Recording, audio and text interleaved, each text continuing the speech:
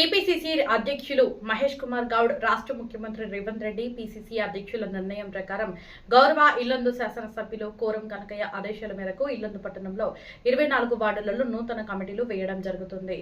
అందులో భాగంగా 3వ వార్డులో వార్డు కౌన్సిలర్ అజ్మీరా వంశీ సమక్షంలో వార్డు కమిటీ వేయడం జరిగింది.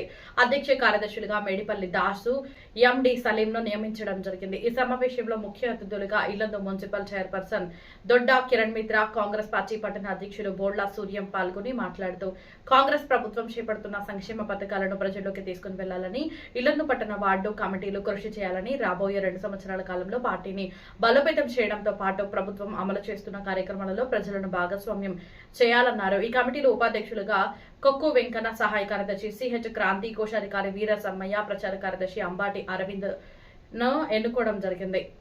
అందరికీ కూడా పేరు పేరున ఈ యొక్క వేదిక మీద మనందరికీ నమస్కారాలు తెలియజేస్తున్నాను. ఇక్కడ పార్టీని బలోపేతం చేయడం కోసం గాను కాంగ్రెస్ పార్టీని ఒక వార్డు కౌన్సిలర్ వల్ల కొంతవరకే పని అవుతుంది చేయడం జరుగుతుంది. మహిళలు ముందుకు వస్తే సాధించలేదంటూ ఏదీ లేదు. మీరందరూ చక్కగా పనిచేసి మీ పథకాలు అందుతుందా లేదా మీరు కూడా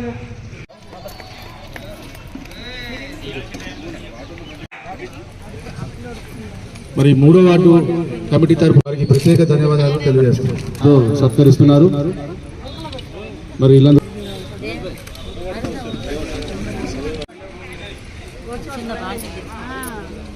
3వ వార్డు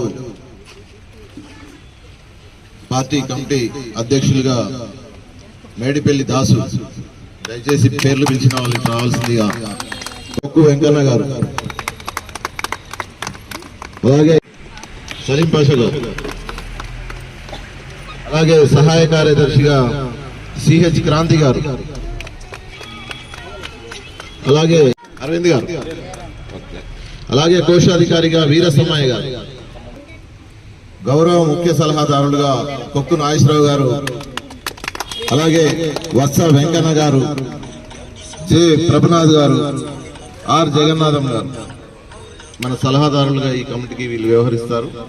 దాంతోపాటు కార్యవర్గ సభ్యులుగా శివ గారు, మోతుకూరు శివ, ఎం జగన్నాథం,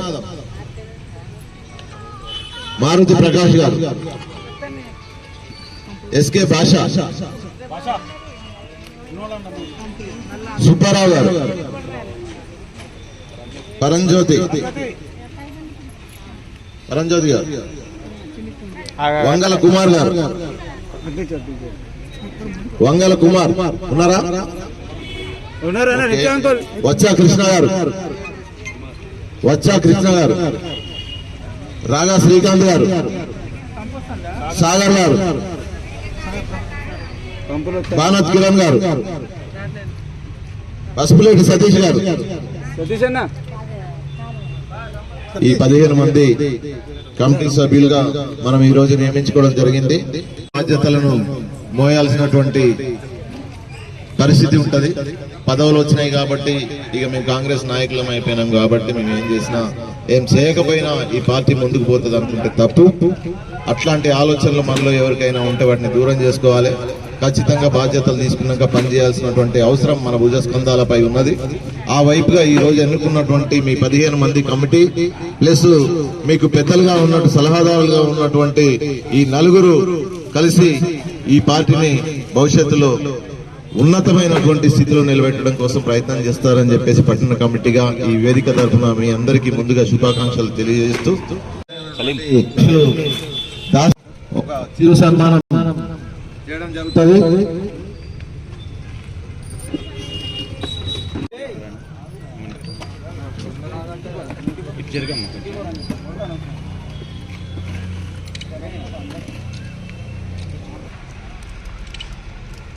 ఒక్క నిమిషం.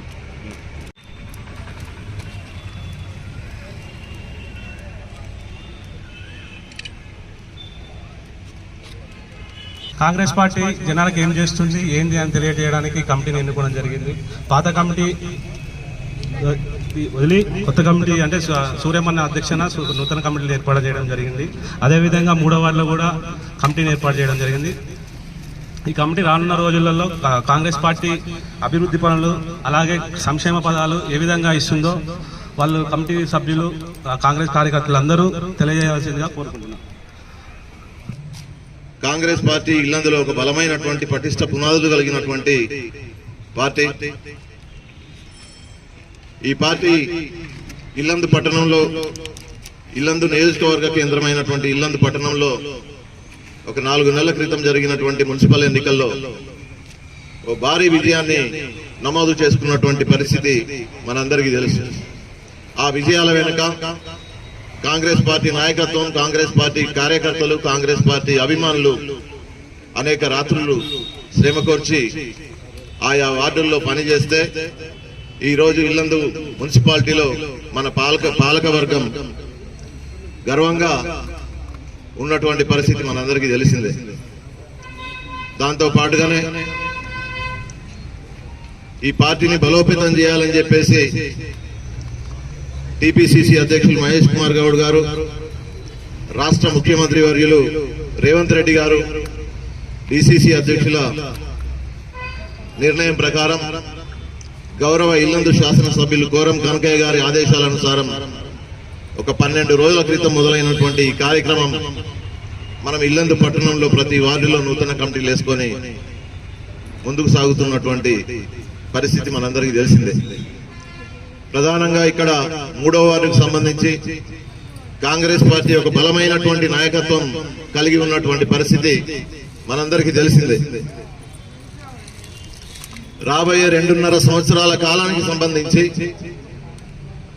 ఈ రోజు మనం తీసుకోబోయే నిర్ణయాలు, ఈ రోజు వేసుకున్నటువంటి కమిటీల ద్వారా తీసుకోబోయే నిర్ణయాలు ఏవైతే ఉన్నాయో ఆ నిర్ణయాల్ని 2.5 సంవత్సరాల పాటు అమలు చేస్తూ కాంగ్రెస్ పార్టీ చేపట్టబోయే కార్యక్రమాల్లో ప్రజల భాగస్వామ్యాన్ని పెంచాలని చెప్పేసి,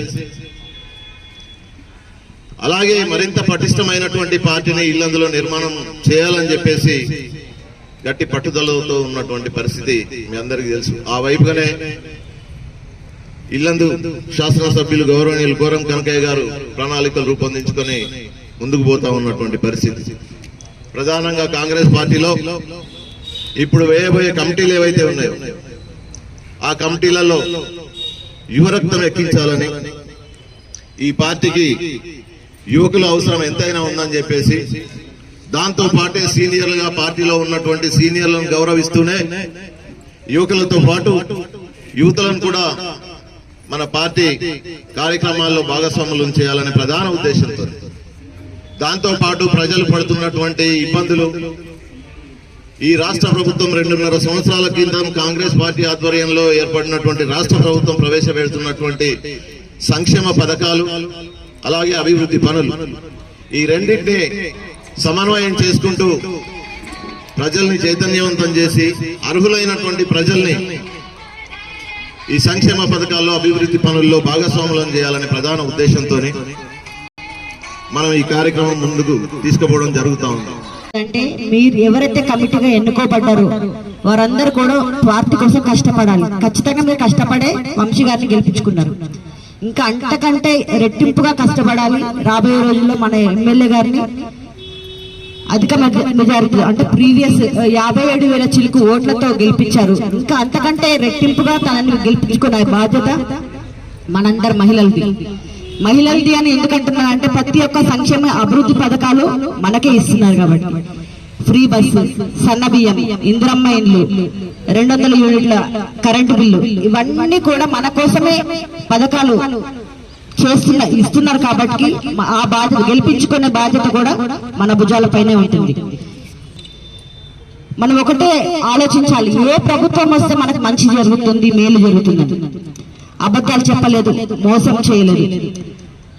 కేసీఆర్ ప్రభుత్వం గెలవక ముందు, అంటే మన తెలంగాణ రాష్ట్రం వచ్చినప్పుడు సీఎం గా దళితులు చేస్తున్నాను, చేయకుండా తనే సీఎం అయ్యాడు.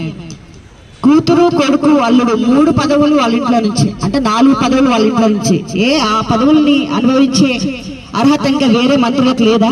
వేరే వాళ్ళు చేయలేరా? వాళ్ళకి సత్తా లేదా?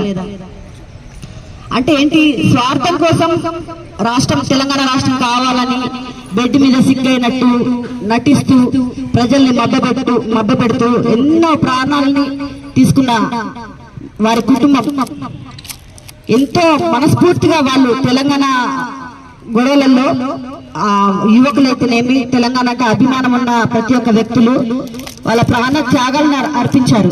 కానీ వాళ్ళు స్వార్థం కోసం ఈ యొక్క తెలంగాణ పార్టీని ఉపయోగించుకున్నారు. వాళ్ళకి మనకి ఇదే భేదం. కాంగ్రెస్ ప్రభుత్వానికి టిఆర్ఎస్ ప్రభుత్వానికి భేదం ఉన్నది ఇదే. మనం ఒక మాట ఇచ్చినామంటే ఖచ్చితంగా దాన్ని నెరవేర్చుకుంటాం. మన కాంగ్రెస్ ప్రభుత్వం మీరు ఎట్లా మోటివేట్ చేయాలంటే వాళ్ళు ప్రతి ఒక్క సంక్షేమ అభివృద్ధి పథకాలు మన కాంగ్రెస్ ప్రభుత్వం ఇది ఇస్తుంది కాబట్టి మనం నిరంతరం మన ప్రభుత్వాన్ని ఆశీర్వదించాలని మనము మోటివేట్ చేయాలి. అంటే మీరు కమిటీ దాదాపు వంశీ ఎన్నుకున్న కమిటీ బలమైన వ్యక్తులనే నేను అనుకుంటున్నాను. ఈ యొక్క బాధ్యత అంతా కమిటీ వాళ్ళ మీద ఉంది. అట్లని మేము పని చేయకుండా ఖాళీ కూర్చుంటామని కాదు, మీతో పాటు మేము కూడా కష్టపడతాము, మీతో పాటు మేము కూడా ఉంటాం.